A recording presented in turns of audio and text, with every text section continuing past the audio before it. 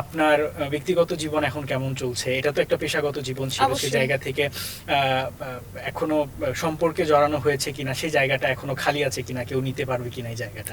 আসলে এই সম্পর্কে জড়ানো, তারপর বিয়ে, এইসব আসলে এখনো আমি শিওর না। হুম, এখনো এটা 50-50 চান্স। হুম, দেখা গেছে বিয়ে করতেও পারি, নাও করতে পারি। আর বিয়েই করতে হবে এমন কোনো কথা না। কারণ জীবনে, আমি মনে করি জীবনে অনেক কাজ আছে একটা মেয়ের। আর অনেক মানে তারও কিছু সমাজকে দেওয়ার আছে। হুম। তো বিয়ে করেই হ্যাপি হইতে হবে এমন কোনো কথা আচ্ছা, না। এই যে দেওয়ার আছে বা অনেক কাজ করার আছে, ঠিক আছে, আমি এগ্রি করলাম, বাট এটা বিয়ে করলে কি সম্ভব না? মানে না, বিয়ে করলে দেখা যায় ডিস্ট্র্যাক্ট হওয়ার পসিবিলিটি হুম। 99% থাকে। ওকে। তখন একটা রেসপন্সিবিলিটি চলে আসে, ফ্যামিলিকে বেশি টাইম দিতে হয়। হুম, হুম, তখন আসলে নিজের ফোকাসটা কমে যায়। আমি যেটা মানে মনে করি, হুম, এটা আমার অপিনিয়ন। ওকে, ওকে।